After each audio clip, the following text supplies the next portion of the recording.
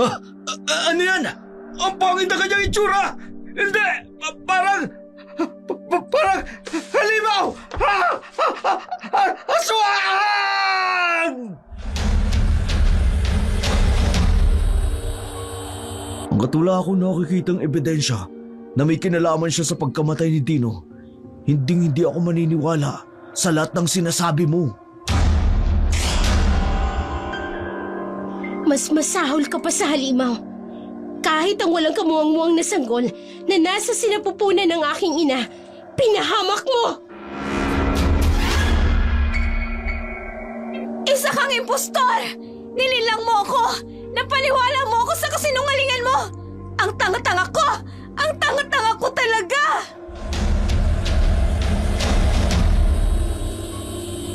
Sino nga ba ang tunay na aswang? Ang nilalang ba na may nakatatakot na itsura?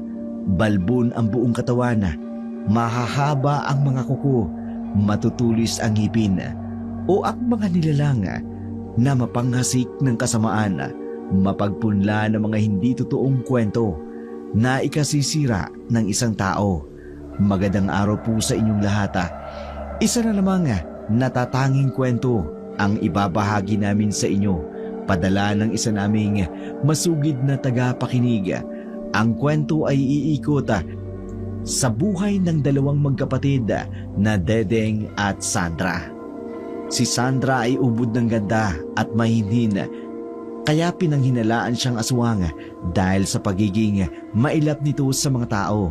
Sa kabila ng kanyang ganda, siya namang ikinapangit ang itsura ng kapatid nitong babae dahil sa makapal na balahibo nito sa katawan, bagay na lalong pinagdudahan sa kanilang magkapatid. Pero ang totoong aswang, ang taong nagkalat ng kwento at nag-udyok sa mga tao na pag-isipan na aswang ang magkapatid. Dumating si Sandra sa liblib na bayan bilang isang magandang dalaga at nagtrabaho bilang isang tendera. Kapansin-pansin ang kanyang kagandahan, ngunit napunta rin ang mga tao sa pagiging mataray at pihikan sa pagsasalita, kaya naging mahirap siyang lapitan. Oh, ano ba nangyari sa'yo dyan? At parang kinikilig ka dyan.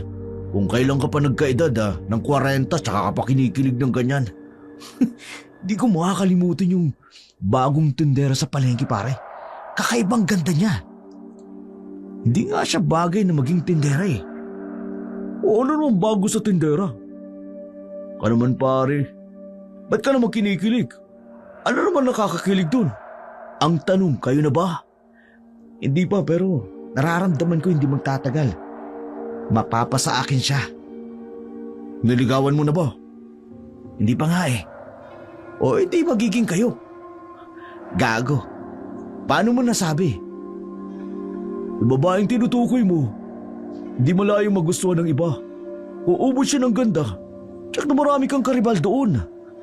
Pare, malakas ang loob ko. Magiging kami. Kasi marami rin talagang nag-approach sa kanya, pero ako ang pinansin. Parang sinasabi ko sa'yo, kapag nakita mo siya, baka maakit ka rin sa kanya. Higit ang kagandahan niya sa mga babae. Nakakaakit talaga ang ganda niya. Baka naman nagayuma ka, kaya ganun. Hindi pare, hindi gayuma ito. Totoong nararamdaman ko sa kanya. Sinasabi ko sa'yo, hindi matatapos ang buwan na ito. Magiging akin siya. Mapasasagot ko siya kapag niligawan ko kaagad siya. Naku, edi lugi siya. Paano mo naman nasabi? Eh, bangit ka, maganda siya. Gago ka naman eh. Teka, bakit bigla ka nagagalit? Dati naman kita pinagsasabihan ng ganyan ah. Bakit ngayon parang apektado ka? Paano ang inaasahan ko sa'yo, susuportahan mo ko? Pero pambubuli ang naabot ko sa'yo. Itong tatandaan mo pare. Pag naging kami, huyo ka sa akin. Teka, saan ka na pupunta? Mag-aanda lang ako sa pagkikita namin mamaya. Lokong to. Ngayon lang siya nagkaganyan. Umiibig na nga ba talaga siya? Pero bakit biglang naging mainitin ang ulo? Kakaibang nangyayari sa kanya. Si Dino, 4 sa magkakaibigan, ang unang nakapansin sa kakaibang ganda ng dalaga. Sobrang artistahin ito. Mula nang makita niya ang babae, hindi na ito nawaglit sa kanyang isipan. Noong una, nahirapan din si Sandra dahil nahihiya pa siyang ipakita ang kanyang mukha. Nakasuot kasi siya ng balabal at pansamantalang tinatakpan ang kanyang mukha. Pero nang hilingin nilang tanggalin ang balabal na nakatakip sa kanyang mukha, napanganga silang lahat. Hindi sila makapaniwalang meron pala siyang napakagandang mukha. Hindi na nagpatumpik-tumpik pang tanggapin nila si Sandra. Labis naman niya itong ikinatuwa. Subalit, ang isang tendera sa kabilang pwesto, inggit na inggit sa kagandahan ng babae nang dumating ang isang baklang kaibigan nito. Siyesta nila ang magtsismisan. Walang ano-ano'y ipinagkalat nitong may pagkaaswang si Sandra. Hoy Mars, ano ba ka dyan?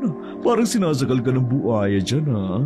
Naku Jerry, wag mo nga akong tanungin. Ay, may problema pa? O sige na, kwenta mo na sa BFF mo, dali na. Nakita mo ba yung bagong tendera dun sa kabilang pwesto? Yung maganda daw? Ha? Yung bagong dating? Si Sandra ba ang tinutukoy mo? Oo naman, napansin ko talaga siya, Mars. Ang daming bumibili sa kanya. Ayun na nga eh. Simula nang dumating siya, nawala na ng bentang pwesto namin. Lahat ng lalaki sa kanya na bumibili. Pati ba naman ang asawa mong si Mario napapatingin din? Oo nga eh. Akala mo hindi ko napapansin, pero kitang-kita ko kung paano siya tumingin sa Sandrang yun. Gusto ko na talaga siyang sabunutan. Pero, may napansin ka bang kakaiba talaga sa kanya? Anong ibig mong sabihin? Sabi ng pinsan ko sa probinsya, may mga ganyan daw silang kakaiba. Yung mga napakaganda pero hindi normal. Ano ang ibig mong sabihin hindi normal? Aswang nga, Mars! Yung tipong nagtatransform sa gabi. Kaya pala ang daming naaakit sa kanya kasi may gayuma. Kaya nga parang hindi normal eh. Kaninang umaga, napansin ko, kakaibang tingin niya. Tila ba nanlilisik ang mata? Diba? Napansin ko rin yun. Tsaka napansin mo pa, hindi siya kumakain ng bawang, tumatanggi siya. Kanina inalok ko siya ng pansit pero tumanggi siyang kumain. Tama nga ang hinala ko. Kaya pala naakit lahat ng lalaki sa kanya eh.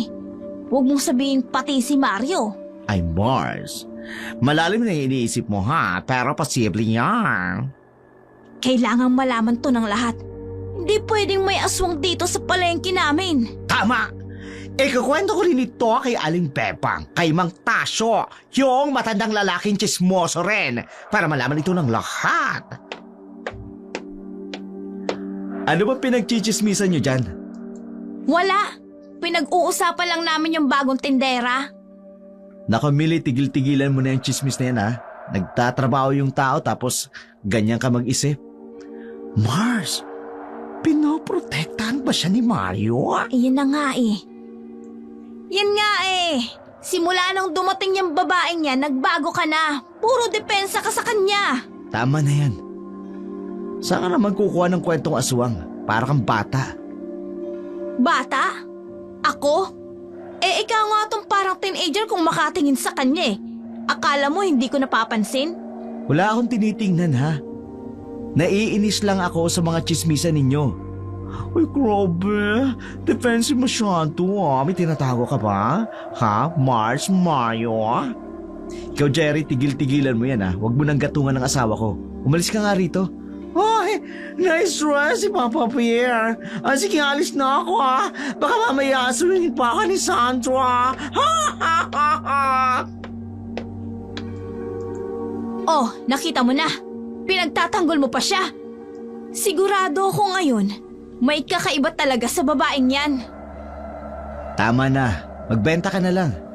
Malilintakan tayo sa may-ari ng palengke kung puro chismis ang ginagawa mo. Tingnan mo na lang ah. Patutunayan ko sa'yo na may kakaiba sa kanya. Tumingin si Millie sa direksyon ni Sandra na abala sa pagbebenta. Tila hindi alam ang usapan tungkol sa kanya. Aabangan talaga kita. Hindi mo madadaya ang lahat ng tao dito, lalo na sa asawa ko. Si Millie, isang tendera na may asawa si Mario, na naging inggit sa kagandahan ni Sandra, na nagsimula nga maggalat ng chismis na si Sandra ay isang aswang, lalo na nang mapansin na maraming lalaki ang nagkakandara pa rito. Nainis ito dahil nung wala pa si Sandra, kahit may asawa na siya pa rin ang tampulan ng atensyon ng mga kalalakihan sa palengke, kaya hindi siya pumayag na maagaw ang pagiging reyna ng kagandahan nito sa palengke. Kaya kahit anong paninira ang ginawa nito, sinamantala ni Dino, isang 40 anyos na lalaki. Naging unang biktima matapos siyang ikwento sa mga kaibigan niya na pinayagan siyang ihatid ni Sandra pauwi sa kanyang tirahan, kung saan nalaman niyang pumayag na raw si Sandra sa panliligaw niya. Pare, tinamaan talaga ako kay Sandra kaya liligawan ko na siya. Ano? Daya mo naman, ako muna. Ako ang unang nakakita sa kanya, kaya ako ang unang manliligaw. Hoy, ano ba kayo? Kaya aga-aga nag-aaway kayo. Ito kasi si Ding uunahan pa akong dumiskarte. Paano? Lagi na lang ikaw ang nauuna. Sa magkakataong ito, ako naman muna. Kayo talaga pagdating sa babae, wala kayong patawad. Pare naman, kung katulad ba naman ni Sandra ang liligawan mo, magdadalawang isip ka ba talaga? Pare, wag mo kaming pakikialaman ha. Binata pa kami, samantalang ikaw, may asawa ka na. Kahit pa. Bago-bago pa lang nung dayo na yun, liligawan niyo na kaagad. Di na dapat pinatatagal ang pagkakataon. Baka maunahan pa kami ng iba. Hay, nakabahala nga kayo dyan. Bakit pa pakiramdam ko? May mga matang nakatingin sa akin. Uy Mario, bakit natagilan ka na dyan? Parang may tao kasi. May napasin akong tao dyan pero biglang nawala. Saan kaya napunta yun? Tao? Solomon! Wala. Baka namamalikmata lang ako. Ay nako, bahala na nga kayo dyan. Basta ako, pupunta ko na si Sandra. Puntahan mo hanggat gusto mo. Pagkatapos mo ako naman. Bahala na nga kayong dalawa. Basta ako, may asawa na ako. Di na ako makikialam sa mga plano nyo. Ipinagtaka ni Mario ang kinikilos ng kanyang kaibigan. Kinakabahan man, pero wala na siyang nagawa. Napigilan ng kaibigan sa marubdob nitong hangaring ligawan ang babaeng may kakaibang ganda. Kaya kinagabihan, matapos lumabas si Sandra sa kanyang trabaho, inihatid nito ang babae sa kanyang tinutuluyan. Medyo may kalayuan din sa highway ang tinitira nito.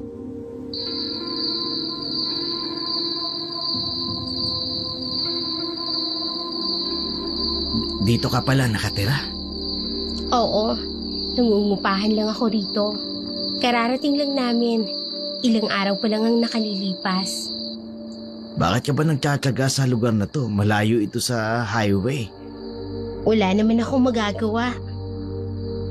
Nagsisimula pa lang kasi ako makabawi sa mga naunang gastusin namin Ibabahin na kita. O kaya naman, ililipat kita ng matitiran yung malapit lang sa palengke. Naku, huwag na. Ayos lang ako rito. Kaya ko namang magtsaga Halika, pumasok ka. Ipagtitimpla muna kita ng may inom mo. Talaga? Papapasukin mo ko? Tayo lang ang nandyan? Wala namang kaso yon. Magkakapilang naman tayo, di ba? Halika na. Oo naman. Masyado lang ata akong advance mag-isip. Sa ganda ni Sandra makakapagpigil kaya akong hindi ko man lang siya mahalikan. Heto, kape mo. Dahan-dahan lang, mainit pa. Salamat Sandra. Teka Dino, ang mga kamay mo nakapatong na sa may kamay ko. Sandra, alam mo bang napakasaya ko nakilala kita? Talaga? Baka nasasabi mo lang yan kasi kasama mo ako ngayon. Pero hindi mo pa ako lubusang kilala. Madali lang naman yan eh. Madalas tayong lumalabas, nag-uusap, tapos mag-date. Sa ganung paraan, makikilala kita ng lubusan. Ibang klase rin ang tiwala mo sa sarili mo, no? Siyempre, akong bahala sa'yo. Poprotektahan kita kahit anong mangyari hanggat makakaya ko. Magtiwala ka lang sa akin. Ikaw ang bahala. Sana hindi ka magbago. Oo naman.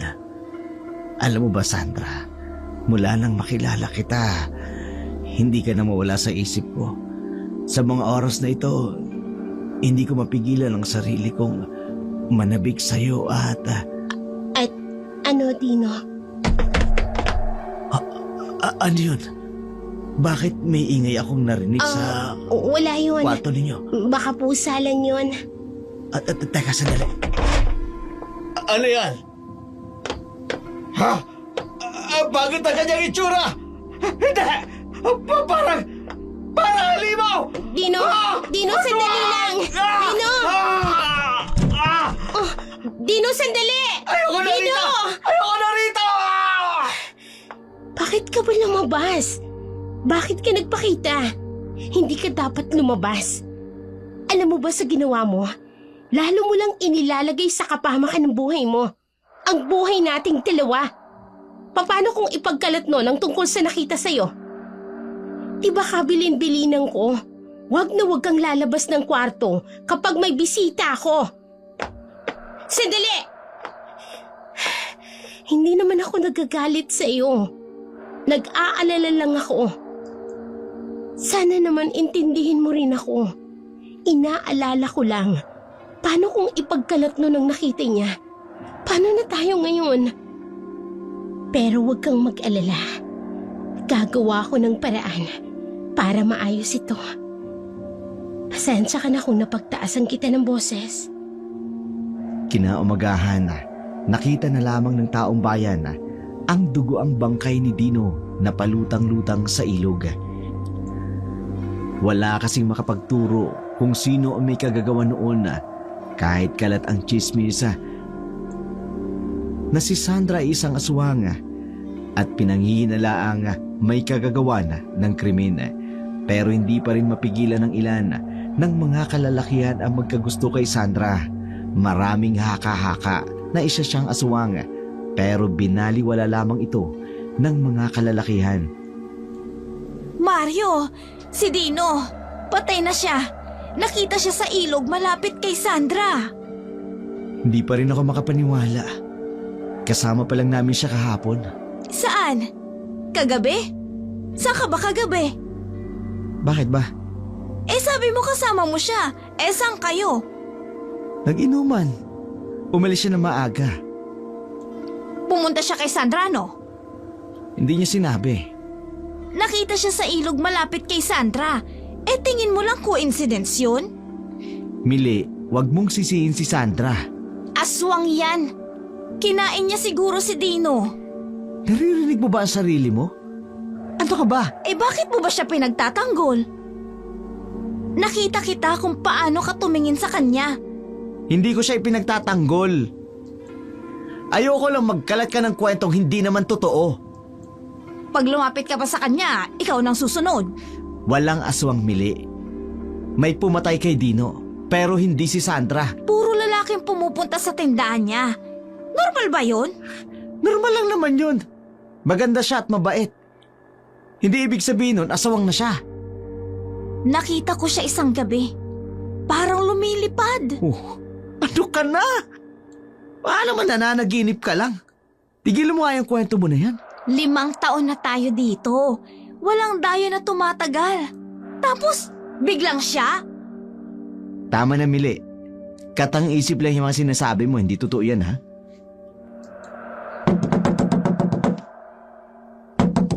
Sandali lang. Uy, Mario, Mili. No. Alam mo ba, may mga pulis na doon. Nag-iimbestiga na sa pagkamatay ni Dino. Sasabihin ko sa kanilang tungkol kay Sandra. Wag, mapapaya ka lang. Wala kang ebidensya. Takot ka bang madamay siya o takot kang malaman ng iba na type mo siya? Ay nako, asawa kita pero kung magkalat ka ng kwento, tayo pa ang mapapasama. Bulag ka talaga, Mario, no? Sobra kang nahulog sa kanya. Si Ding, isa pang lalaking nahumaling kay Sandra na nagkwento kay Mario na sila na raw ni Sandra na ikinagulat naman ni Mario dahil kamamatay lang ni Dino. At napansin ni Mario na tila obses ito at hindi normal ang pakikitungo ni Ding kay Sandra.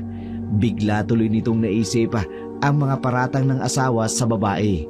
Makalipas ang ilang araw, nailbing kaagad si Dino. Kaya lalong ikinagulat ni Mario ang pagbabagong ikinikilos ng kaibigang si Ding. Pare, girlfriend ko na si Sandra. Ha? Sigurado ka?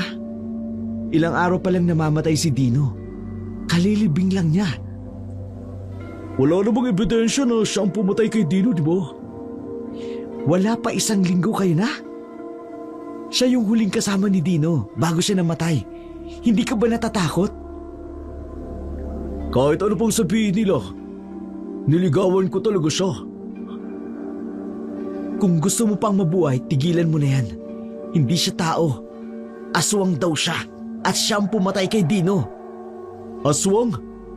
Nakita mo ba mismo? Hindi. Nakita mo bang pinatay niya si Dino? Hindi rin. O di ba? Kung sisiraan mo si Sandra, siguraduhin mo totoo. Hanggat walang ebidensya, hindi ako maniniwala sa kwento mo. Ding, Ding? Sandra, tapos ka na ba sa trabaho mo? Oo. Tara. Pare, aalis na kami ng girlfriend ko. Bukas na lang uli sige, mag-ingat kayo. Kung buhay ka pa bukas, parang sobrang bilis ng pangyayari. Kalilibing lang ni Dino tapos ganito na. May mali talaga dito. Napatingin na lamang si Mario sa kaibigan niyang si Ding. Kitang-kita niya ang saya sa mukha nito habang kausap ang dalagang si Sandra. Maging siya, humahanga talaga sa taglay na ganda ni Sandra. Pero sa likod ng paghanga niyang yun ay napalitan ng pag-aalala dahil sa mga nangyayaring pagkamatay ng malapit niyang mga kaibigan. Tahimik na pumasok si Mario sa kanilang bahay at sinalubong siya ng kanyang asawang nagtataka. Ay nako, bakit ba ako nag-aalala sa kanya? Kung wala naman siyang pakialam, di ba ala na nga siya? Basta ginawa ko ng lahat ng makakaya ko. Hoy, ano bang binubulong-bulong mo riyan? Si Ding, O ano naman si Ding? Bakit? parang nababaliw si Ding sa babaeng yun. Kanino? Kay Sandra? Oo. Nainis nga ako sa sarili ko eh. Pakiramdam ko. Kasalanan ko pang nung mabalitaan ko ang biglaang pagkamatay niya. Ay, hayaan mo siya. Sadyang matigas talaga ang ulo ng kaibigan mong yan. Oo, sobrang tigas. Pati yung ulo niya sa baba, matigas na rin. Sabik siguro makatikim ng maganda. Hoy, ikaw ha? Binabalaan kita ha? Kung ikaw mahuhumaling rin dyan sa babaeng yan, ay naku Mario. Mata mo na lang talaga ang walang latay. Paano naman ako nadamay dyan? May asawa na akong tao. Oo, asawa mo tao. Paano kung akitin ka rin ng babaeng yun? Kahit hayop, halimaw at kahit aswang pa yan, kung gagayumain ka, maakit at maakit ka rin sa kanya. Mili, hindi naman ako papatol dun. Alam mo naman kung anong totoong pagkatao niya. Basta. Kahit ano pang sabihin mo, dapat mag-iingat ka pa rin sa kanya. Hindi natin alam kung ano pang kaya niyang gawin, bukod sa pagiging aswang niya. Natatakot na tuloy ako, baka ako ang isunod niya. Yan ang hinding-hindi ko hahayaang mangyari. Malalaman rin natin ang totoong lihim ng babaeng yan. Muli na namang nagulantang ang buong baryo. Maging sila kapitan sa kanilang nakita, labis rin ang hinagpis na naranasan ng mga kaanak ni Ding. Hindi sila makapaniwalang matutulad si Ding sa kanyang kaibigang si Dino. Kuya! Sino gumawa nito sa'yo? Kapitan, wala ba kayong gagawing aksyon sa mga nangyayari sa baryo natin? Mili, iniimbestigahan namin ang lahat, kaya wag mong sasabihin na wala akong ginagawa. Iniimbestigahan nyo nga, pero hindi nyo naman hinuhuli ang sospek. Ano ako, pulis? Para hulihin sila? Anong katibayan para hulihin ko?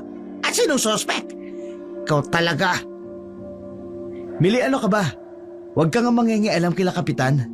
Hindi mo alam kung gaano kahirap ang pagtatrabaho nila. Eh paano kung hindi mangingialam? Eh sunod-sunod ng patayan rito sa atin. Iintayin nyo pa bang may mamatay na namang ulit? Eh baka gusto mo, ikaw na lang kaya, ha? Total, ikaw lang naman yung chismusang mukhang atribida. Kala mo wala kaming ginagawa.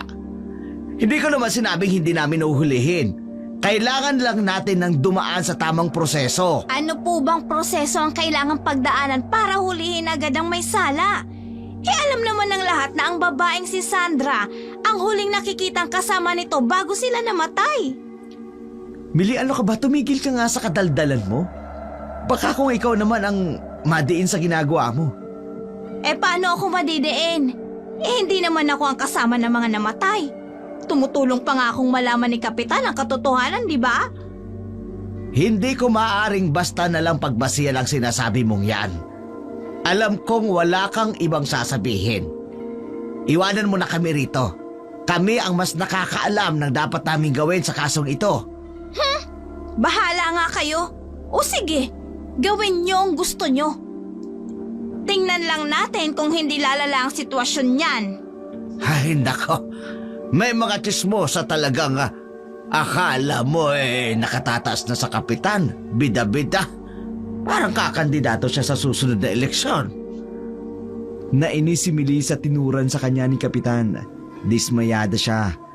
Lalong-lalo na sa kanyang asawa dahil hindi man lang nito sinuportahan ang kanyang mga sinasabi. Para bang naitsapera siya sa pagmamalasakit nito sa baryo.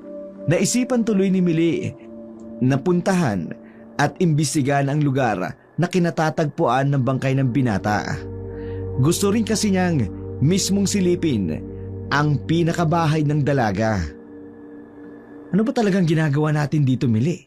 Ang aga-aga mangangapit bahay tayo? Shh! Huwag kang maingay.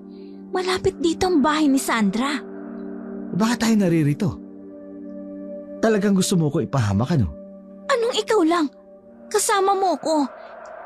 Paanong ikaw lang ang mapapahamak ha? Alam mo, ikaw nakakainis ka na. Daming pwedeng tumatakbo sa utak mo. Eto pa talaga, ha? Pupunta talaga sa bahay ni Sandra? Yun talaga ang iniisip mo? Ano ba? Huwag ka sabing maingay eh. Kaya ka andito para samahan ako. Hindi para magreklamo ng kung ano-ano. Oh, saan ka na pupunta? Bakit lumalapit ka sa bahay? Gusto kong makita ang nilalaman ng bahay niya. Baka doon may malaman tayo. Hala, hindi ako susunod sa'yo, no? Ninenervyos talaga ako sa ginagawa natin to. Eh di magpaiwang ka. Basta intayin mo ko. Sisilip lang naman ako saglit. Ewan ko ba magkaroon ba naman ako ng asawang chismosa? May pagka-MIB ang utak. Konting silip lang at malalaman ko rin ang lihim ng babaeng yun. Pasaway ka talaga. Sobrang tigas ng ulo mo. Nawawala ka na sa tamang hulog kaya ka ginagawa mo mga ganyan. Ano ba to? Bakit parang bigla akong kinabahan? Hindi kaya may taong nagmamasid sa akin? Naiwang mag-isa si Mario sa labas ng bakuran ni Sandra habang dahan-dahan namang lumapit si Mili sa maliit na tirahan ni Sandra. Nakatirik ang bahay nito malapit sa kakahuyan kaya ingat na ingat siya sa kanyang paghakbang. Naglilika kasi ng ingay ang kanyang pag-apaka sa mga natuyong dahon na nagkalat sa gilid ng bakuran. Hindi kasi iyon magawang panglinisin ng dalaga. Yari lamang sa kahoy ang bakuran na nakapalibot sa bahay. Kaya kayang-kaya lang itong hakbangin ni Mili. Nang makatawid na siya sa loob ng bakuran, agad siyang lumapit sa bintana. Sumilip siya rito. Umikot ang kanyang mga mata.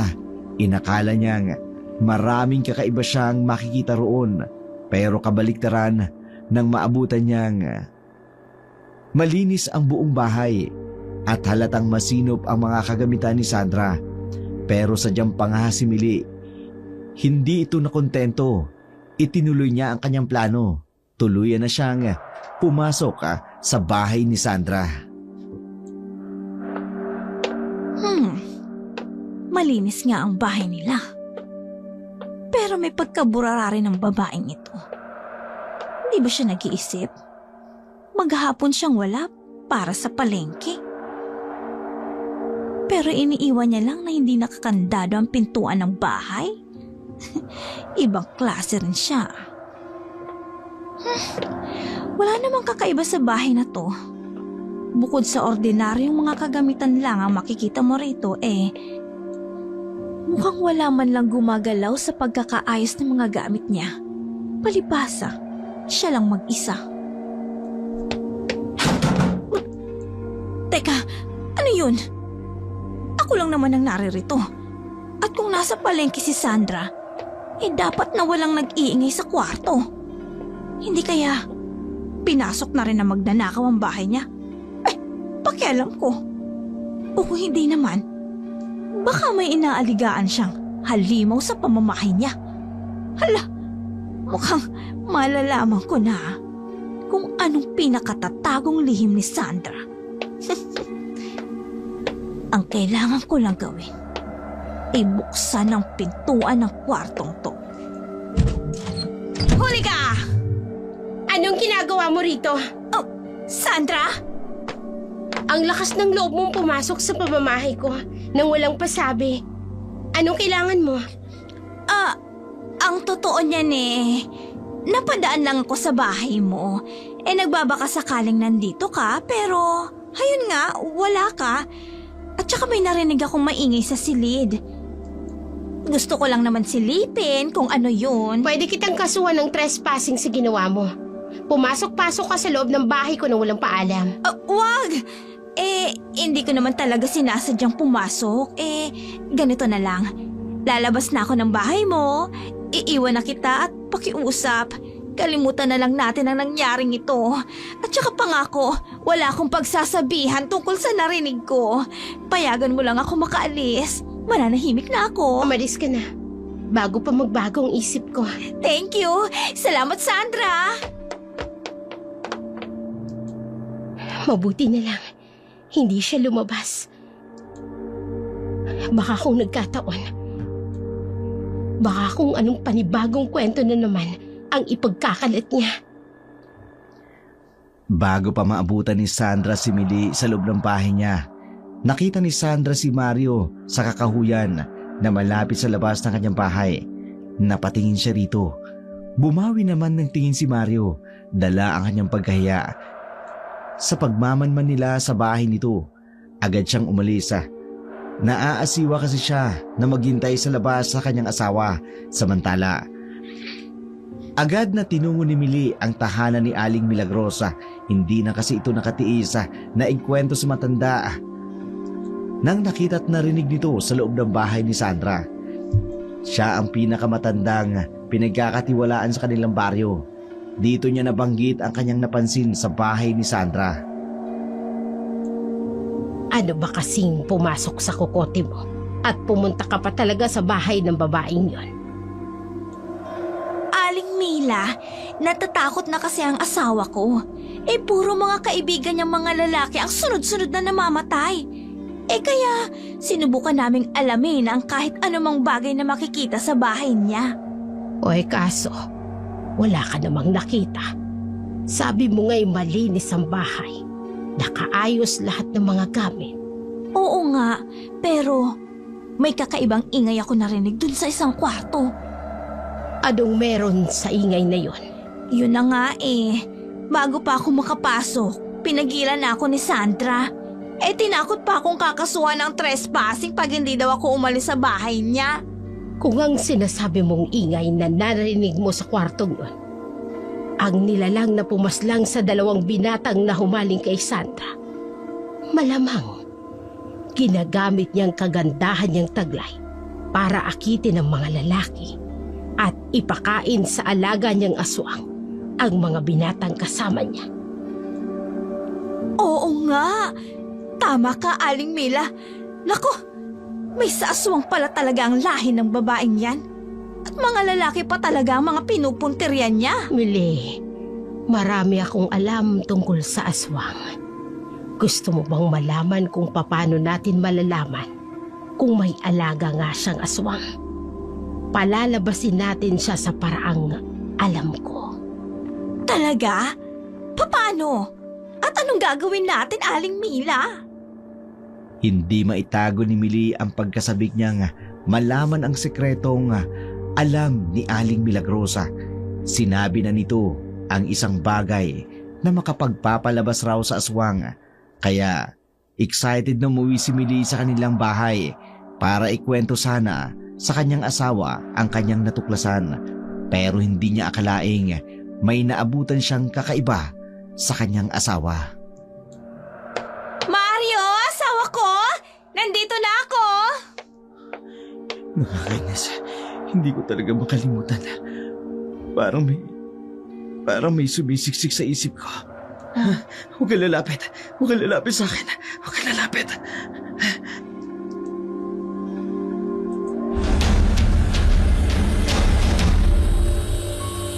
Nasaan na ba si Mario? Mario! Nandito na ako! Ang daya mo ha?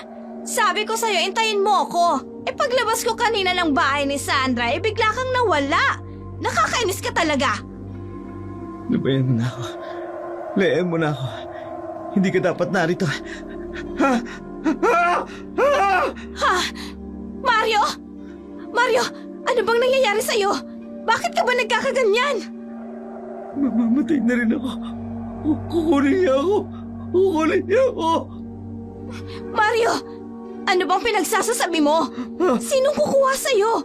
Sinong papatay sa'yo? Kukunin niya ako. Mario! Mario! Mario! Ako to! Si Millie, ang asawa mo! Huwag kang matakot. Andito lang ako para sa'yo. Tumingin ka sa mga mata ko. Hindi kita pababayaan. May muta ka. Ano ba, Mario? Mili, asawa ko. Tulungan mo ko. Oo, tutulungan kita. Kaya kumalma ka na. Umanda sa akin ang babaeng yun. Dahil sa'yo, parang nababaliw na ang asawa ko. Mananagot ka sa akin. At hindi ko hahayaang magawa mo ang lahat ng gusto mo. Hindi mo makukuha sa akin ang asawa ko. Nagtungo si Mili sa bahay nila Kapitan matapos nitong pakalmahin ang kanyang asawa. Hindi siya nag-aksaya ng pagkakataon na sabihin sa Kapitan ang lahat ng nangyari. Kapitan, ano ba? Wala ba kayong balak gawin? Sa mga problemang hatid sa atin ng Sandrang yon? Hakbang na ano? Paano nadamay ang dalagang yon? Hindi ka pa rin ba nag-aalala sa sunod-sunod na mga namamatay dahil sa babaeng yun? Yung una si Dino at pagkatapos si Ding. Baka sunod ang asawa ko ng si Mario ang patayin niya. Hindi ko nga siya pwedeng basta na lang hulihin dahil lamang sa paratang mo yan. Wala tayong sapat na ebidensya at isa pa, ikaw lang naman ang nagrereklamo. Paano ako kikilos niyan? Paano ang asawa ko? Hihintayin niyo pa bang siyang sunod na mapahamak bago tayo kumilos? Mili. Kapitan! Kapitan! Ano, hinuli niyo na ba yung aswang? Ha? Ano? Kami rin ang mga kaanak ng pinatay ni Sandra. Andito kami. Irereklamo namin ang babaeng yun. Kaya nga, Kapitan, nandito na sila. Ang sinasabi mong iba pang magrereklamo kay Sandra. Oh, ano pang hinihintay natin? Puntahan na natin siya sa bahay nila. Baka kung maisipan pa niyang makatakas. Walang nagawa si Kapitan, kundi sundin ang mga hinahing ng kanyang nasasakupan. Sama-sama nilang pinuntahan ang bahay ni Sandra. Nasa palengke si Sandra ng mga oras na yun, kaya sa pilitan nilang pinasok ang kanyang bahay. Hinalugkog nila ang paligid at pinasok ang kwarto. Doon nila nakita ang batang si Dedeng. Nakatatakot ang itsura nito na nagtatago sa ilalim ng higaan ng kanyang kwarto. Wag niyo akong sasaktan. Maawa kayo sa akin. Mahabaging langit. Anong klaseng nilalang yan? Mabalahibo ang buo niyang katawan. Pagkatapos, nakakatakot na may bukol sa mukha. Bakit siya nag-aalaga ng ganitong klaseng nilalang? Nakita mo na, Kapitan? Hayan ang aswang. Alaga pala ng Sandrang yon. Parang awa niyo na. Huwag niyo akong sasaktan. Ano pang hinihintay niyo, Kapitan? Damputin ang taong yan bago pa siya makapanakit ng iba. Mga kasama, kumilos na kayo. Huli ka. Wag po, parang awa niyo na. Bitawan niyo po ako. Huwag ka lang pumalag. Dapat mong pagbayaran ang lahat ng perwisyong ginawa mo. Dadaling ka namin sa barangay at doon muna natin siya ipipiit. Kaawa-awang Sandra. Magugulat ka na lang na wala ng alaga mong aswang. Wag, parang awa niyo na po. Bitawan niyo po ako. Walang kaalam-alam si Sandra na tinangay na nila Kapitan at ng mga tanod si Dedeng. Nagulat na lamang siya sa kanyang pagdating sa kanyang tahanan. Baka sa kanyang bahay, nagkalat ang kanyang mga kagamitan at wala si Dedeng. Agad siyang lumabas ng kanyang bahay. Sinubukang hanapin sa buong bayan. May nakasalubong siyang tao at nagsabing may dinala raw na katatakot na nilalang sa barangay hall. Sila Mili at ang Kapitan. Doon niya nakumpirmang tinangay ng mga taong ito ang walang kalaban-laban niyang kapatid. Agad niyang tinungo ang kanilang barangay hall. Wala akong kasalanan. Hindi niyo dapat ako pinaparusahan ng ganito. Aswang! Halimo ka! Pinatay mo ang kuya ko! Wala kang awa! Umamin ka na kasi na ikaw ang pumatay sa mga kaibigan ni Mario para hindi ka na nila pahirapan pa. Tumahimik. Magsitahimik kayo. Hindi tayo magkakaintindihan kung sabay-sabay tayo magsasalita. Paaminin mo na kasi yan, Kapitan. Kaya nga, pinatatagal pa ni Kapitan. Ay naku, Kapitan, para matapos na tayo dito. Ikaw, magsabi ka ng totoo. Ikaw ba may gawa ng lahat ng pagpatay sa mga kalalakihan rito? Mamin ka na! Hindi po. Hindi ko magagawa ang bagay na yan. Wala akong pinatay na sino man. Sinungaling ka? Umamin ka na. Umamin ka na kasi. Kaya nga, umamin ka na! Sige na. Kapitan, sandali lang. Ano bang kaguluhan ito?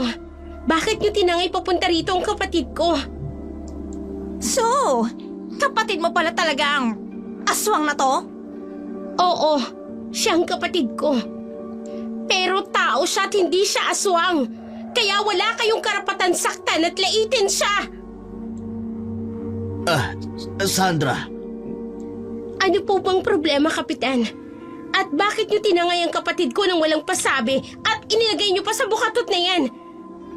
At ini-interrogate niyo siya na para bang kriminal? Kapitan, minor de edad ang kapatid ko! Ano naman kung minor de edad, aswang nga yung kapatid mo.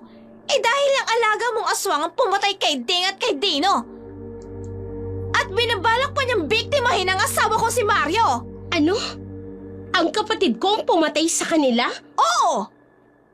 Dahil ikaw lang naman ang huling nakitang kasama ng mga binatang namatay na palutang-lutang sa ilog malapit sa inyo.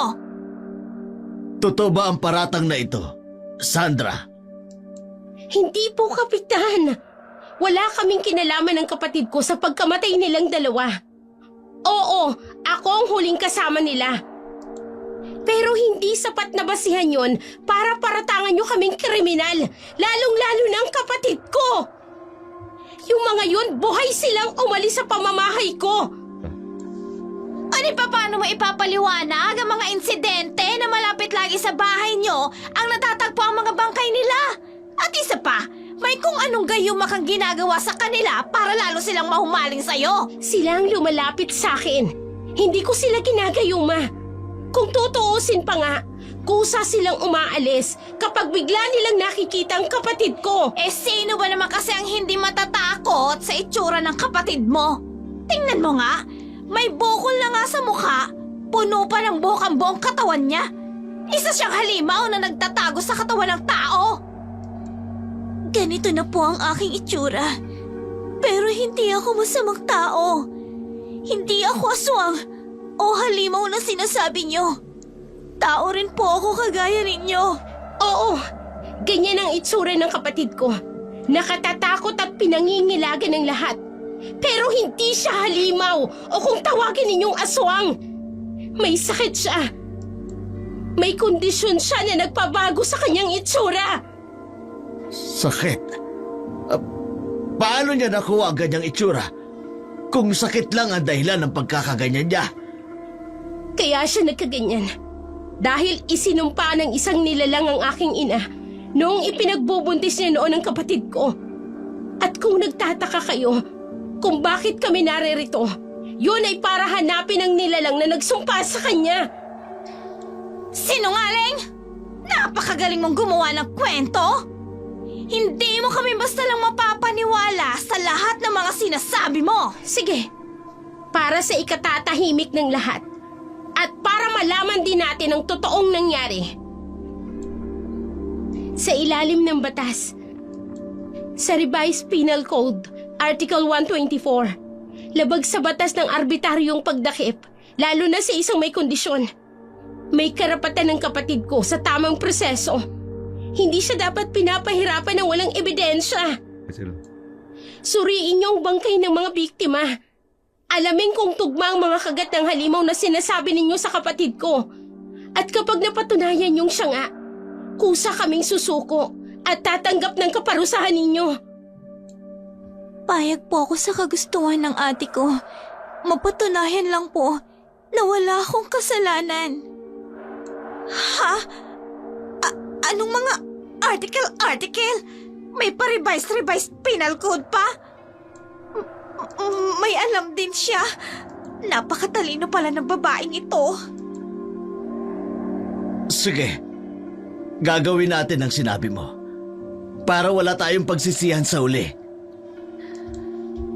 Tama si Sandra. Maraming kasong pwedeng isampa sa atin kapag ipinilit natin ang gusto natin. Nilabag natin ang karapatan ng batang ito. At ang sino man na magkulong ng sino mang walang sala, lalo na kung ito'y minor de edad. Paglabag ito sa Republic Act 9344. At delikado tayong lahat. Lalo ka namili dahil ikaw ang nag-udyok sa amin para huliin ang batang ito nang walang sapat na katibayan. Habang patuloy ang tensyon sa barangay outpost, nangyayari din ang isang bagay na hindi dapat mangyari. Diga nilang si Sandra pa rin ang sospek sa kanilang pagkamatay, habang si Millie naman nagdesisyon na ring umalis pabalik ng kanilang bahay. Masama ang loob nito na makabalik sa kanilang tahanan. Hindi kasi niya maisakatuparan ang kagustuhan niyang maparusahan ang magkapatid. Natatakot rin siya dahil hindi rin pala basta-basta ang babaeng si Sandra.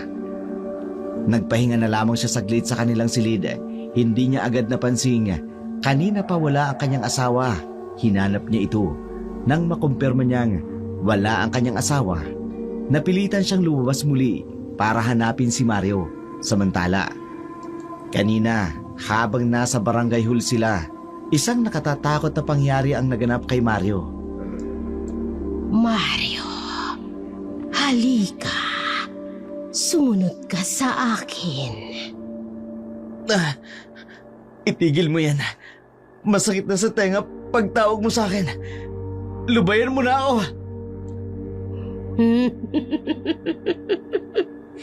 Sinusundo ka na ng mga kaibigan mo. Ayaw mo ba silang makasama? Patay na sila. Hindi na sila magpapakita sa akin. Bakit hindi mo subukan? Para malaman mo, makikita mo silang muli.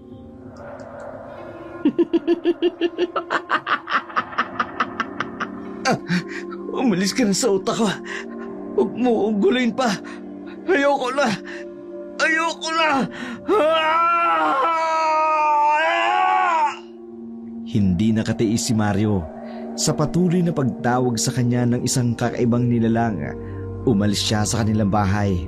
Nagbabaka sakaling sa kanyang paglayo roon ang paraan para hindi niya marinig ang nakatatakot na pagtawag nito. Sa kanyang pagtakas, hindi niya namamalayang nakarating na pala siya sa eksaktong lugar kung saan natagpuan ang malamig na bangkay ng kanyang mga kaibigan. Napaupo siya, umiiyak at nagmamakaawang. Lubayan siya ng isang nilalang na yun, pero nagulat siya nang mapadako siya ng tingin sa isang puno. May mabalahibong nilalang ang nakaabang. Mabilis ang pagkilos nito. Agad siyang sinunggaban. Hinawakan siya sa leeg. Akin ka. Itiwan mo ako. Itiwan mo ako. Akala mo ba, magagawa mo akong takasan sa pamamagitan lang ng iyong pagtakbo? Bawa ka sa akin. Huwag mo kong papatayin. Iwan niya ako. Aswang! Isang aswang nakatatakot na nilalang! Nagulat ka ba sa iyong nakita? Oo, ako nga. Ako ang aswang na pumatay rin sa mga kaibigan mo. Bakit ginagawa mo sa akin to? Bakit ginugulo mo ang utak ko? Tulad ng dalawang kaibigan mo, nakita mo na rin ang aking tunay na anyo. At dahil naghahanap ako ng taong bago kong makakain, ikaw ang naisip kong susunod na bibiktimahin. Bawa ka sa akin. Kahit para na lang sa asawa ko. Alam mo bang napakasaya ko? Kahit ang asawa mo'y napasunod ko. Napakadaling utuin ng asawa mo. Siniraan niya si Sandra. Pati asawa ko dinamay nyo. Napatay mo ang mga kaibigan ko. Hindi pa ba sapat ang buhay nila? Hindi. Dahil hindi ako papayag na laging may naiiwang testigo sa mga nagiging biktima ko. Pakawalan mo na ako. Gusto ko pang mabuhay. Nakita mo na ako. Sa tingin mo ba, hahayaan pa kitang mabuhay? Alin Milagros? Pinagkatiwalaan ka ng buong baryo. Hindi nila alam. Ikaw pala ang aswang na pinagkakatiwalaan ng buong baryo. Na inakala nilang albularya at magtatanggol sa amin para sa mga aswang. Pero ang totoo, ikaw pala ang aswang. Huli na ang lahat para sa'yo. Ang tanging magagawa mo na lang ay magdasal. Alam kong takot ka sa asin. Sa pamamagitan nito, makaliligtas ako. Sasabuyan kita ng ganito.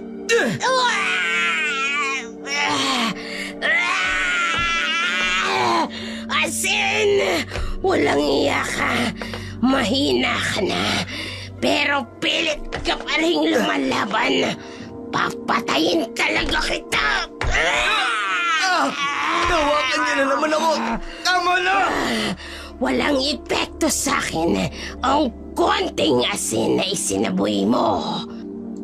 Tapos ka na ngayon. Makakasama mo ng mga kaibigan mo. Mili! Asawa ko! Patuwarin mo ko! Mamamatay ka na!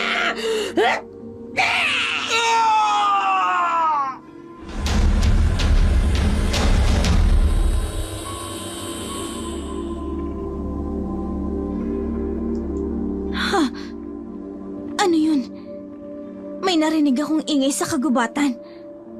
Parang kilala ko ang boses na yun. Hindi! Ang asawa ko! Nasa peligro ang buhay ng asawa ko! Nagulat ang lahat sa kanilang narinig na malakas na sigaw sa di kalayuan. Hindi nila mawari kung saan nagmumula ang hiyaw na yun. Napatingin si Kapitan sa magkapatid na nasa kanyang harapan. Andoon ang dalawa, pero merong nakatatakot na nilalang na gumawa ng malakas na ingay niyon. Kumpirmado, nagkamali sila ng hinala. Ganon din ang mga kaanak ng biktima. Sumugod si Mili sa barangay. Naninisi sa pagkawala ng kanyang asawa. Walang iya kang bubuhay ko! Rico, ano ba? Itiwan mo ako, nasasaktan ako! Anong ginawa mo sa asawa ko? Nawawala siya! At isang nakakatakot na sigaw ang narinig ko! Ikaw ang may gawa nun! Kinokontrol mo ang asawa ko! Mili! Huminahon ka nga muna! Walang ginagawang masama sila Sandra.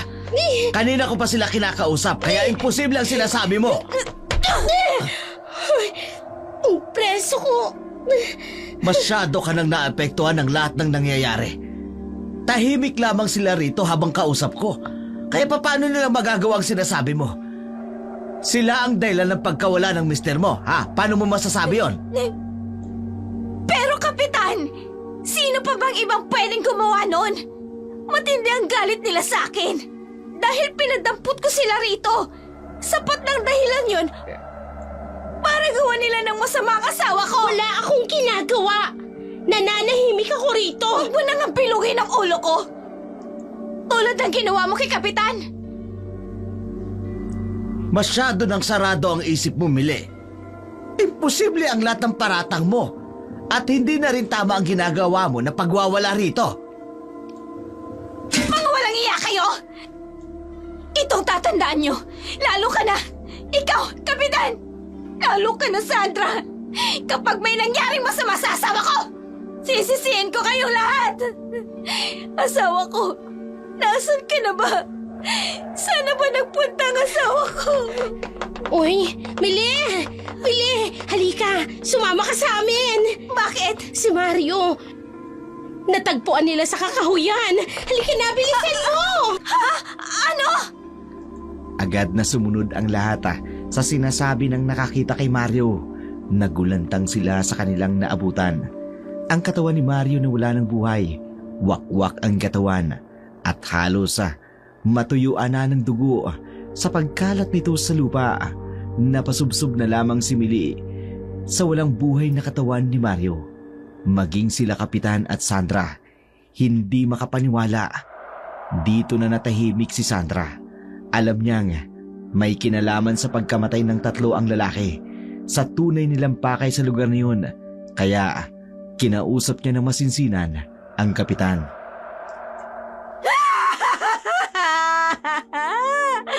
Sinong may kagagawa nito sa'yo? Nawala lang ako saglit. Ito na ngayon ang nangyari sa'yo, Mario. Mamatay na ang aswang na gumawa nito sa'yo. Hindi ko siya mapapatawad. Mga kasama, tulungan niyong asikasuhin si Mili Mario. at ang bangkay na kanyang asawa. Opo, Kapitan. Kawawa naman si Mili, no? Kawawang Mili. Halos himatayin ito sa nangyari sa kanyang asawa. Kapitan, sapat naman na sigurong dahilan yung lahat ng nakita ninyo para pakawalan kami magkapatid. Napatunayan na namin, wala kaming kinalaman sa lahat ng pagpatay na nangyayari rito sa baryo. Patawarin mo ako, Sandra. Masyado akong nagpadala sa sulsol ng mga biktima. Hindi muna ako nag-imbestiga bago ako sumunod sa kanila. Naiintindihan ko ang nararamdaman nilang lahat. Kung sa akin rin naman po mangyari ang bagay na yun, baka mas malala pa ang magawa ko. Ang iniisip ko ngayon, kung paano matapos ang problema na ito. Kapitan, hindi ba't mga kalalakihan ang kadalasang nagiging biktima ng aswang? Oo. Tama. Pero bakit? Hindi kaya lalaki ulit ang aatakihin muli ng aswang? Ito kasi yung laging pinupuntirya niya eh. Oh, huwag naman sana akong isunod. Pero yung mga naunang namatay, tipong mas bata naman sa akin. Ay, sino naman kaya ang susunod na bibiktimahin? Gusto niyo po bang tulungan ko kayo? Para po mahuli na yung aswang na yan. Ha? Kung sakali po ba na magbigay ako ng suggestion ng pwede natin gawin, handa po ba kayong maging pain? Magiging paet? Ako talaga? Paano? Teka, ano binabalak mo? May isang bagay lang po sana akong ipapakiusap sa inyo. Ano yun? Delikado ang haharapin na sitwasyon natin. Kaya nais ko sana may iwan muna dito si Dedeng sa barangay. Tayo na lamang pong lumakad. Sige, walang problema yun. Tungkol sa hinala mo, paano mong ipaliliwanag sa akin ang lahat? Kapitan, hindi ko po tiyak kung sinong isusunod niya kay Mario. Pero may hinala po ako na ang isusunod niya ay yung mga taong may naging kaugnayan sa akin. Ano? Bakit? Bakit ikaw? Yan din po ang hindi ko alam. Basta sa ngayon, kailangang pumayag ka muna sa magiging plano ko. Ano ba yun, Sandra? Sabihin mo, anong pinaplano mo? Masinsinang inihag ni Sandra ang isang plano na sa unay gustong tanggihan Kapitan, pero inisip niya ito lang ang natatanging paraan para matapos ang problemang kinakaharap nila. Pumayag na rin si Kapitan. Bago nila isinagawa ang kanilang plano, humingi ito ng payo mula sa mga nakatatanda sa kanilang lugar. Kay Aling Milagrosa, kailangan kasi niyang maging handa sa mga bagay na maaaring mangyari. Kinagabihan, nakarinig si Kapitan ng kakaibang pagtawag. Halika, gusto mo ba akong makilala? Kinikilabutan ako sa akin narinig. Parang mula sa kailaliman ng lupa nanggagaling ang tinig na aking narinig. Kayo ay akin. Kayong nangingialam sa buhay ng Sandrang yun. Sumunod ka sa pagtawag ko.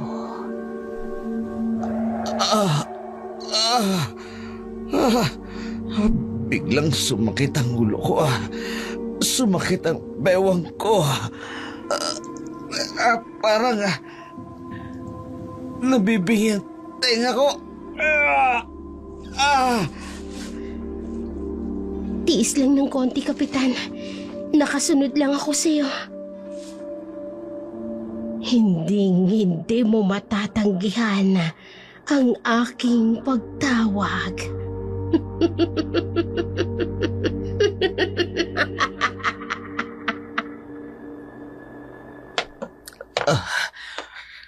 Ganito siguro ang nararamdaman ng mga lalaking una niyang nabiktima.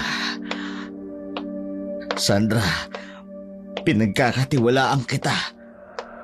Napakabilis talaga ng kilos ng aswang na ito. Hindi man lang siya nagpapalipas ng ilang araw bago umatake ulit. Ano ba talagang kailangan mo? Bakit mo ito ginagawa? Mukhang masarap ang isang ito kesa sa mga nauna kong pagkain. Malapit na siya sa akin. matitikman ko ng napakasarap mong laman.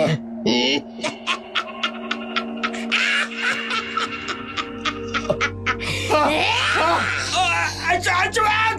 Ha! Aswang! Napasigaw si Kapitan sa biglang paglitaw nito. Agad siya nitong sinunggaban at hindi na nagawa pang makapalag. Nang hina ito sa ginawang pagsakan ng aswang sa kanya. Dahan-dahan niyang kinapa ang kanyang bulsa at kinuha ang isang dakot ng asin. Bigla niyang isinaboy sa mukha ng aswang, dahilan para mabitiwan siya nito. Bumagsak si Kapitan sa lupa.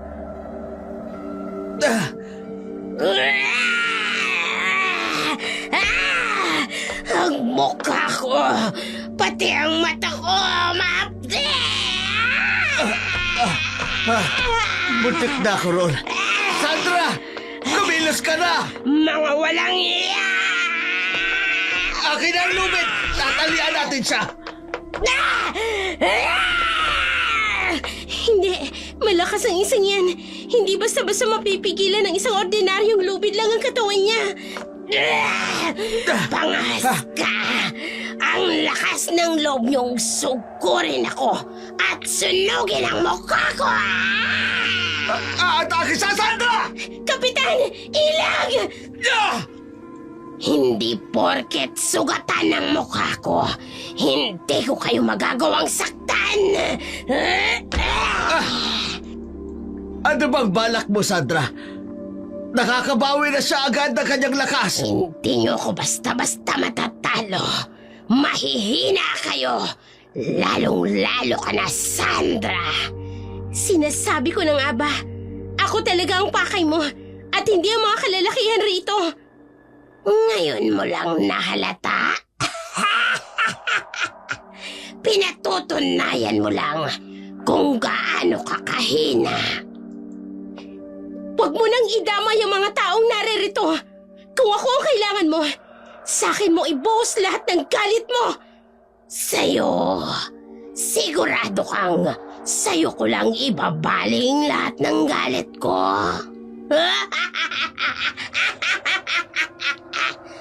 Mukhang napasubo ako. Sandra, mag-iingat ka! Sigurado may binabalak siyang hindi maganda! Kung ganon, tayong dalawa ang magtutuos. Halika rito! Basta niya na lang ako kinuha. Sandra! Sandra! Mabilis ang ginawang pagtugot ng aswang kay Sandra. Nagulat si Kapitan sa ginawa ng aswang. Wala na itong nagawa kundi sundan na lamang ito ng tingin. Paglayo nila'y agad na bumalik si Kapitan sa barangay para humingi ng tulong. Mga kasama! Tulungan niyo ako! Puntahan natin si Sandra! Sundan natin! Kinuha siya ng aswang! Pero Kapitan, paano ba ang ating gagawin? Sumunod kayo sa ipagagawa ko. Huwag na huwag kayo gagawa ng anumang bagay na ikapapahamak ninyo. Sige po. Diyos ka, kinakabahan ako. Hindi ko alam kung anong gagawin sa aswang na yon kay Sandra. Makako nga, matagalan pa kami, wala na kaming maabutan. Kilos na tayo! Bilisan nyo! Tinangay ng aswang si Sandra papunta sa ilog na malapit sa bahay nila Dedeng. Hindi nakaramdam ng kahit anumang takot sa katawan si Sandra. Alam niya kasing ang paghaharap nila ng aswang na ito ang kasagutan sa marami niyang katanungan. Binitiwan siya nito sa mababaw na bahagi ng ilog. Huminto mismo sa harapan ni Sandra.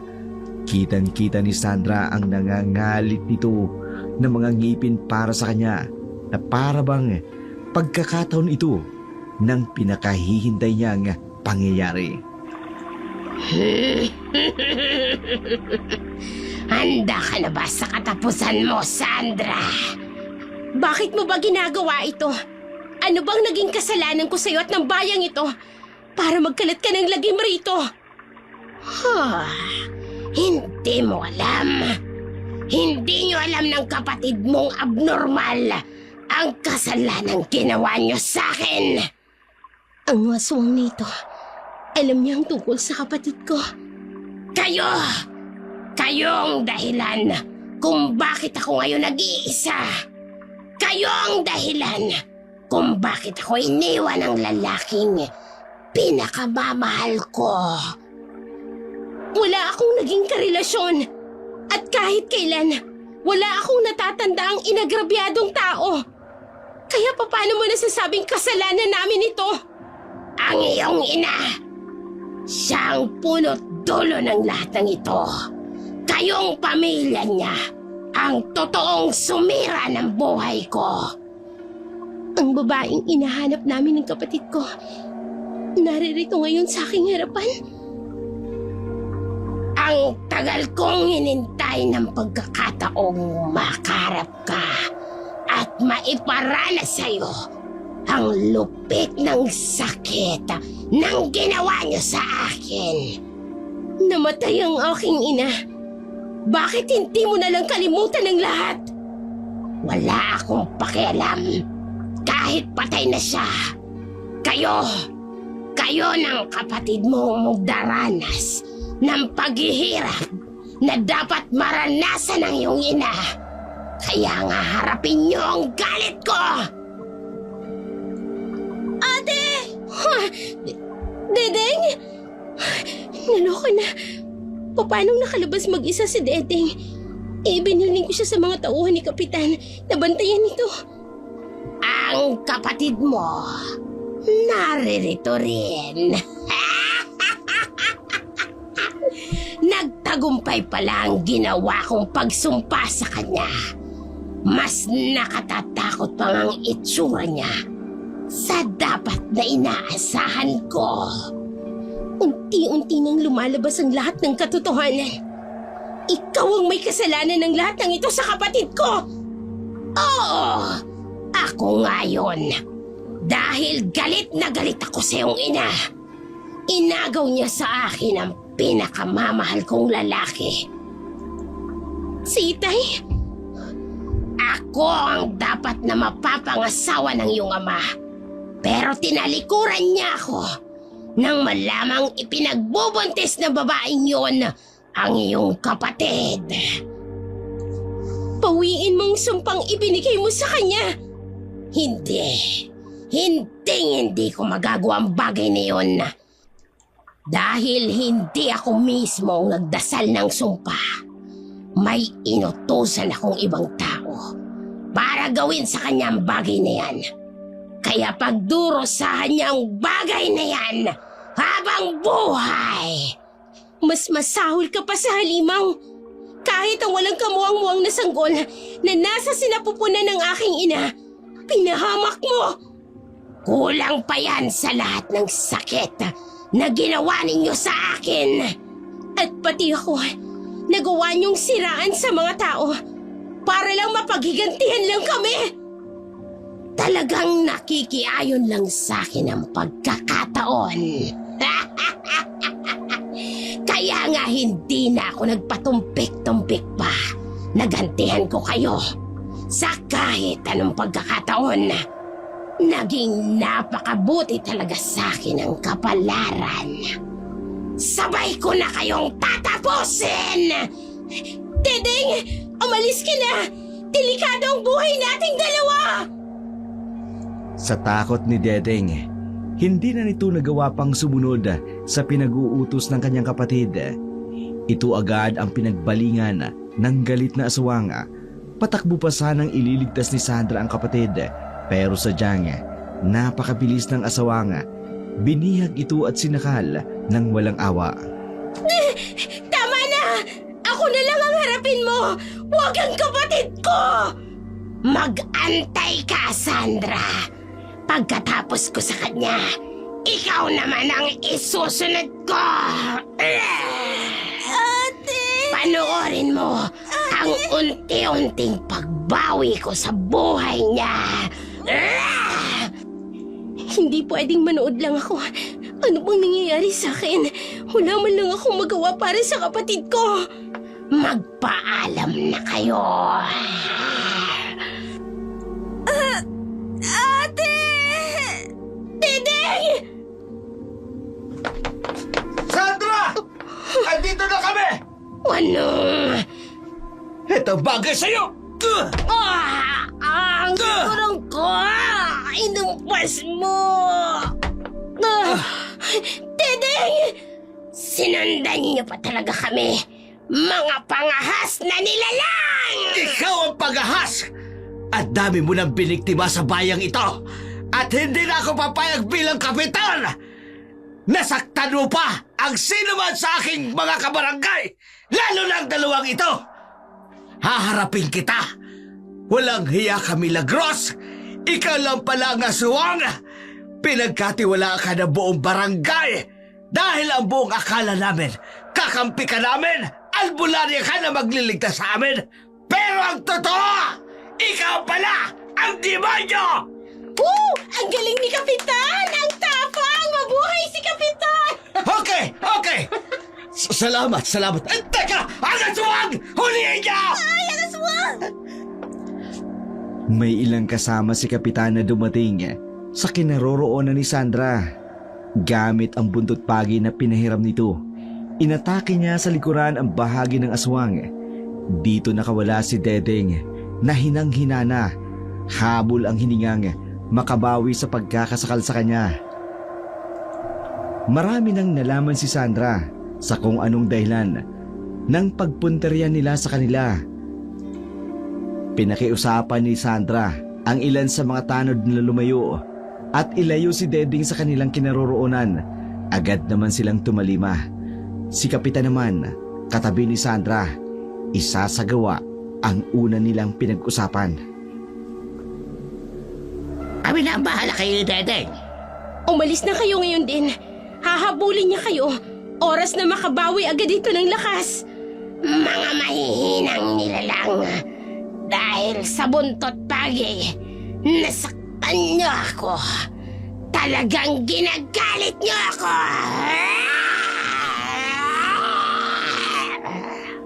Lalo ko siyang ginalit.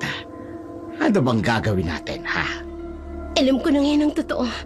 Kung bakit ganoon na lamang ang galit niya sa amin ng kapatid ko. Humihingi ako ng tawad sa lahat ng ito. Nadamay patuloy kayo dahil lang sa pagdating namin rito. Napakababaw naman ang aswang na yon. Napakababaw na naman ng dahilan niya. Dahil lang sa nabigo siya sa pag-ibig, nagawa niyang manghamak ng mga tao. Bobong aswang! Ha! Hindi ito ang panahon para pag-usapan yan. Kailangan nating tapusin ang kahibangan ng aswang na yon. Hindi siya titigil sa pagkahasik ng lagim rito. Kung hindi natin siya papatayin. Magagawa ko ng bagay na kakailanganin ko. Sige, handa ako. Gagawin ko ang ayon sa ating plano. Pati ang aming kapitan, nagpapakamatay na rin. Kung ganon, isasama kita sa libingan ng Sandrang ito. Kumilos si Sandra. Inilabas ang pinakatatago niyang sandata. Hindi makapaniwala ang kapitan sa mabilisang pagbabago ng bilis nito. Ang kaninang nag-aalinlangang si Sandra ay isa na ngayong matapang. Namamamaslang ng aswang, isang patalim na may kakaibang hiyasa ang hawak nito sa kanyang kanang kamay. Nagulat ang aswang sa kanyang nakita. Hindi niya akalain na makikita niya na ganito kabilis ang pagbabagong anyo ni Sandra. Saglit pa siyang napaatrasa. Ngayon, bigla siyang nakadama ng kaba sa kakaibang aura at lakas na taglay ng dalaga. Mabilisan ang pagkilos si Kapitan. Gumuhit ito ng bilog sa paligid ni Sandra. Dito niya biglang iniabot sa dalaga ang buntot paging pinahiram nito sa kanya. Sino siya? Bakit biglang nagbago ang kanyang aura? Hindi mo na kailangang malaman ang tunay kong katauhan. Kailangan ko lang tapusin ang buhay mo. Hindi ako natatakot. Halika rito. Aatake na siya. Hindi ako patatalo sa'yo. Kailangang mapaslang kita!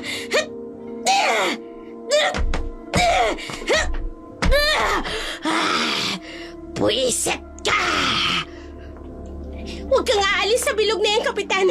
Ituloy mo ang pagbabasa ng orasyon. Oo! Orasyon? Ano bang orasyon ang sinasabi mo? Babalik ka sa tunay mong anyo.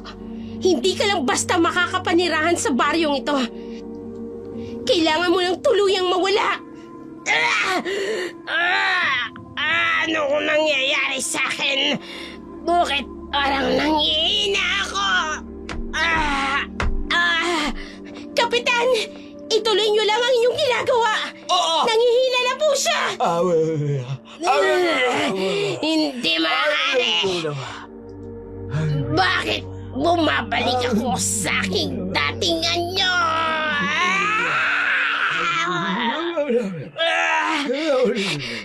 Kapitan! Siya ang tunay na aswang! Alam ko! Magawalang hiya kayo! Tatalian kita ng aking benditadong lubid. Hindi mo na ngayon magagawa pang makatakas.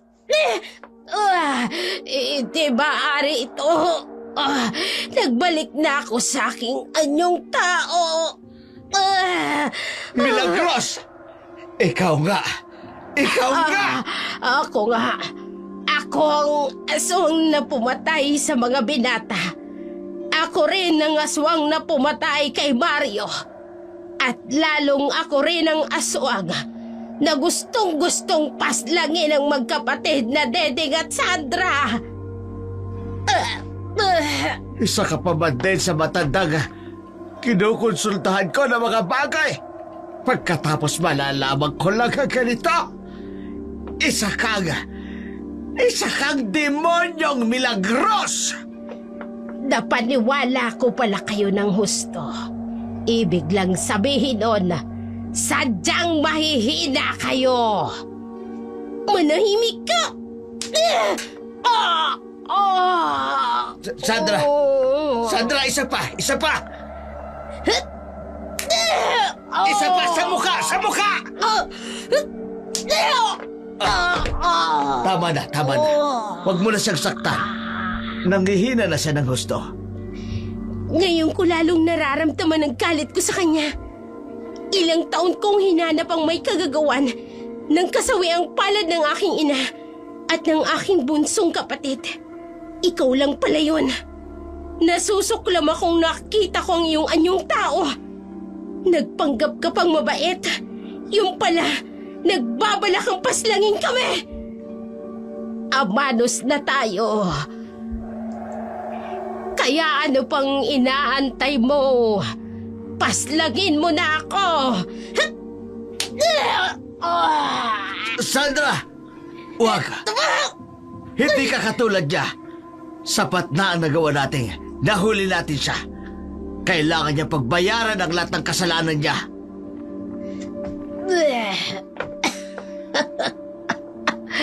Mabuti na lang.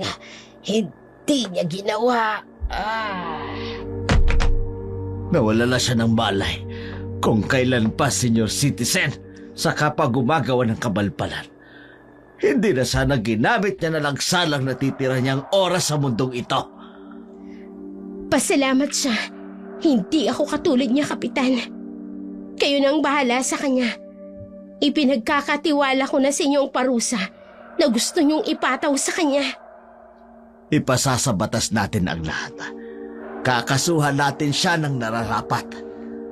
At ihikayatin natin ang mga naging biktima niya na magsampa ng kaso laban sa kanya. O kayo, paano kayo? Aalis na kami. Magpapahinga lang saglit si Dedeng. Pagkatapos, lilisanin na namin ang lugar nito, Kapitan. Hindi na ba kayo maghihintay? Ano pa ang hihintayin? Na ipagsubulan namin kayo. Sumugod ang mga tao, maging ang mga kaanak ng biktimang napatay, lalong-lalo na si Mili. Hindi sila makapaniwala nga, tuluyang nahuli ang aswang na may kagagawa ng lahat ng yun. Dito na bumuhos ang lahat ng sama ng loob ni Mili kay Aling Milagrosa. Ay, naku, isa kang halimaw! Ay, naku, halimaw ka! Ikaw pumatay! Ano ka dito? Halimaw! Ikaw ang pumatay doon sa dalawang binata! Ikaw ang pumatay sa kapatid ko! Nilinlang mo ko? Napaniwala mo ko sa kasinungalingan mo? Ang tanga-tanga ko! Ang tanga-tanga ko talaga! Nagagawa mo pa talagang gumise sa kabila ng lahat ng nagawa mo? Halimaw ka! Aswang! Mili, huwag kang lumapit sa kanya. Delikado. Dapat sa kanya patayin rin! Bakit niyo pa siya ibinilanggo? Nasa kaanyuan siya ng tao. Kaya batas ng tao ang dapat ipataw sa kanya. Hindi siya tao, Kapitan! Aswang siya! Aswang na nagbabalat kayong tao! Mga kasama! Hindi ba tama naman ang sinasabi ko? Patawan niya ng kamatayan dapat, Kapitan, di ba? Patawan ang kamatayan! Sandali! Huminahon kayo! Oo, naiintindihan ko ang mga hinaing ninyo.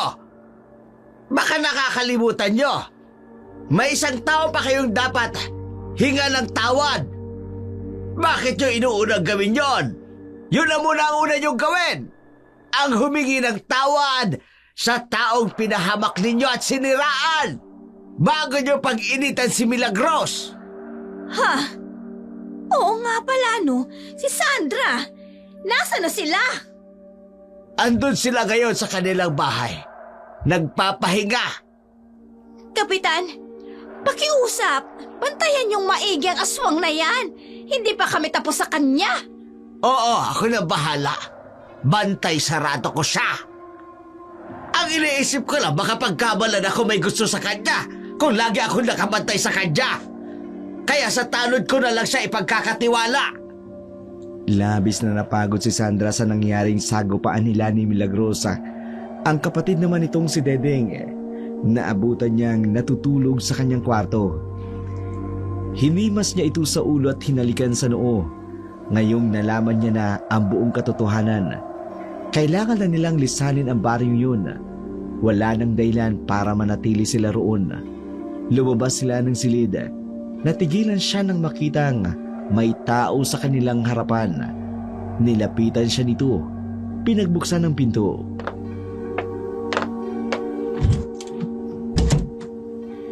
Anong ginagawa niyo rito? Wala rito ang sospek na pumatay sa mga kaanak ninyo. Sandra? Hindi kami naparito para makipag-away. Gusto lang sana naming humingi ng tawad sa lahat ng mga nagawa namin sa'yo. Tapos na yun. Kalimutan na natin lahat. Hindi pa. Kailangan pa rin pagbayaran ni Mila ang ginawa niya sa bayan natin. At ikaw, hindi mo man lang ba ipaglalaban ang karapatan mong siniraan kanya sa amin? Sa tingin ba ninyo, kung gagawin ko ba yun, may ibabalik pa ba sa normal na kalagayan ng kapatid ko? Mawawala ba ang masasamang isipin ng mga tao sa akin? Sa amin ng kapatid ko? Oo naman! Akong magpapatunay na wala kayong kasalanan. Akong bahala ron. Hindi na kailangan. Napagdesisyonan ko na ring umalis na sa bayang ito. Ano? Pero bakit? Dahil ba sa mga nagawa ko sa'yo? Sorry na. Patawarin mo na ako. Wala na sa isip ko yan. Wala nang dahilan para manatili ako rito. Nalaman ko na ang buong katotohanan. Nalinis na rin naman ang aking pangalan. Sapat ng dahilan yun para makapagsimula kaming muli ng aking kapatid ng panibagong buhay nang malayo sa lugar na ito. Pero...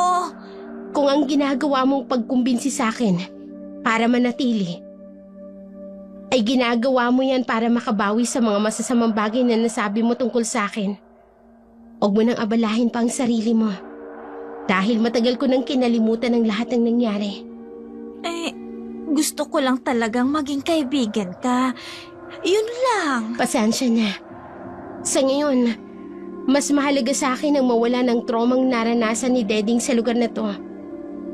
Mas gusto kong manirahan kami sa lugar na walang nakakakilala sa amin.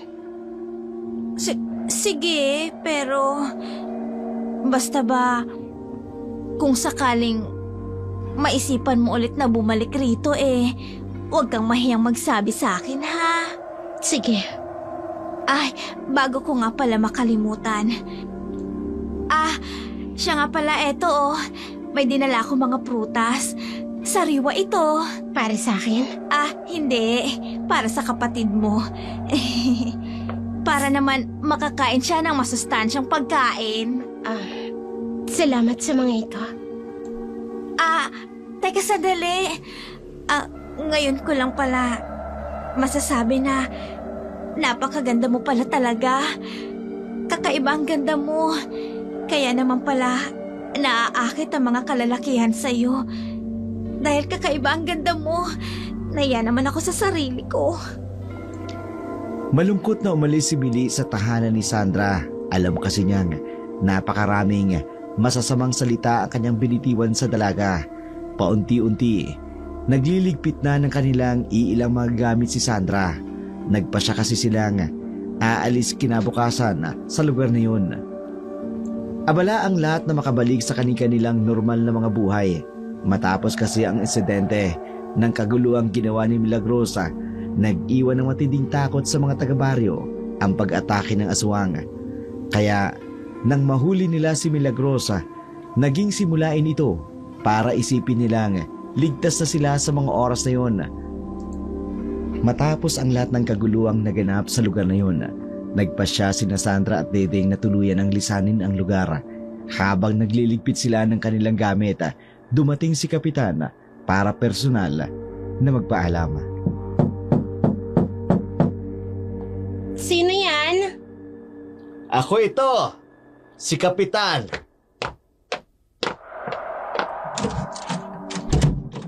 Kapitan. Pasok po kayo. Salamat. Nakita kong nag-iimpake na kayo. Sigurado na ba talaga kayo sa inyong pasya, ha Sandra? Opo, Kapitan.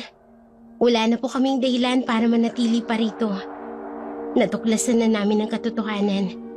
At kailangan na namin magpatuloy sa buhay. Kung maaari lang sana'y dito kayo banirahan.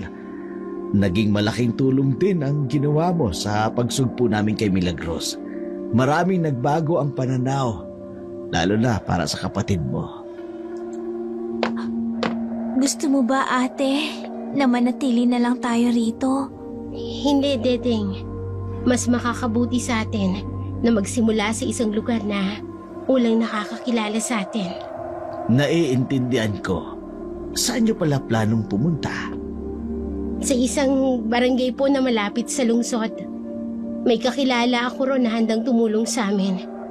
May sinasabi pong magaling na doktor doon na maaaring tumingin sa kalagayan ni Dedeng. Ganun ba? Basta tandaan mo, Sandra, masaya ako kung saan ka masaya. Kung saan magiging tahimik ang buhay niyo ng kapatid mo. Salamat po, Kapitan, sa lahat po ng tulong ninyo. Bago ko nga pala makalimutan, may naipon kaming konting salapi para sa inyo. Nagtulong-tulong na rin ang mga kabarangay. Tulong para sa iyo. Marami kasi ang nagsisi sa maling paghatol sa inyo. Hindi na po kailangan, Kapitan. Tanggapin mo na bilang hudyat na hindi lahat ng tao rito ay kontra sa iyo. Marami rin ang naniniwala sa kabutihan niyong magkapatid. Salamat po. Hindi namin makakalimutan ng mga taong tumulong sa amin rito. Aalis na ba kayo bukas? Opo, bukas po ng madaling araw. Kung ganon, nais kong magpaalam ng maayos. Ingat kayo sa inyong paglalakbay, Sandra at Dedeng. Kinaumagahan, tahimik na umalis ang magkapatid na Sandra at Dedeng. Sa bayan, dala-dala ang kanilang konting mga gamit. Ang tanging gabay lamang nila ang pag-asa sa bagong lugar na makatatagpo sila ng kapayapaan at pagtanggap. Hindi nila alam ang kanilang paglisan ay magsisimula ng bagong kabanata sa kanilang buhay. Ilang buwan ang makalipas. Mabuti at nagdesisyon kang dalhin dito ang kapatid mo, Sandra. Ano po bang nangyari sa kapatid ko, Doc? Base sa mga pagsusuring ginawa namin, si Deding ay may kondisyon ng tinatawag na hypertrichosis. Ito ay isang bihirang kondisyon na nagdudulot ng labis na pagtubo ng buhok sa buong katawan. Kaugnay nito ang pagkakaroon niya ng mga bukol sa mukha na maaaring may kaugnayan sa isang uri ng neurofibromatosis.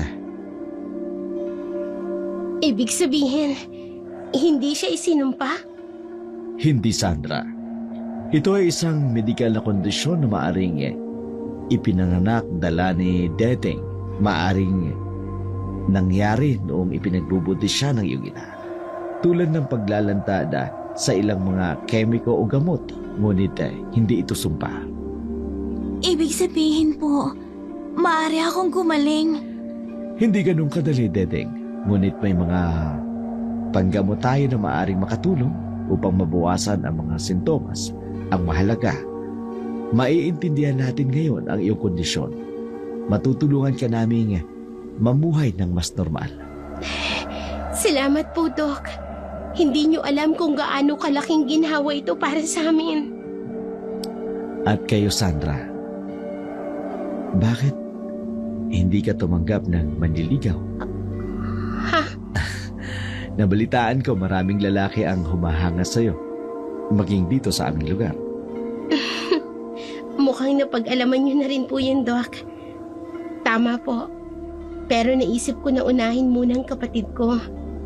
Ilang taong ko siyang iniwan sa pangangalaga ng iba habang ako'y nagtatrabaho noon. Naiintindihan ko, pero alam mo, Sandra, napakagandang bagay ang magmahal at mahalin. Huwag mong sayangin ang pagkakataon na darating. Sa bagong simula ng magkapatid, unti-unti nilang natutunang harapin ang buhay ng may pag-asa at panibagong pananaw. Si Dedeng, sa tulong ng mga naaangkop na panggamot ay naging mas kumpiyansa sa sarili. Bagamat hindi lubos na nawala ang kanyang kondisyon, nakatagpo siya ng komunidad na handa siyang tanggapin.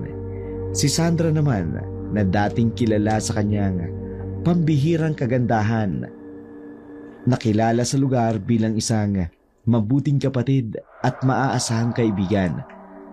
Sa kanyang pagtulong sa lokal na klinika, doon niya nakilala si Dr. Rafael, ang doktor na tumingin sa kapatid niya. Sa kanilang pagsasama, natutunan ni Sandra ang tunay na pag-ibig, hindi nakabatay sa itsura o gayuma, kundi sa tapat na pagmamalasakit at pagtanggap. Sino nga ba ang tunay na aswang? Hindi ito ang mga taong may kakaibang itsura o kondisyon katulad ni Dedeng. Hindi rin ito si Sandra, na pinakamaganda at gumagamit ng gayuma ayon sa mga sabi-sabi dahil sa kanyang kagandahan. Ang tunay na aswang, sila yung mga naghahasik ng kasamaan at kasinungalingan. Sila ang mga naghahasik sa isipan ng iba para siraan ang kapwa. Sa huli, saan man magtungo sina Sandra at Dedeng, natutunan nila ang tunay na kagandahan, matatagpuan sa loob, sa kabutihan ng puso at kakayahang bumangon mula sa dilim tungo sa liwanag. Wanag, wanag, wanag, wanag, wanag.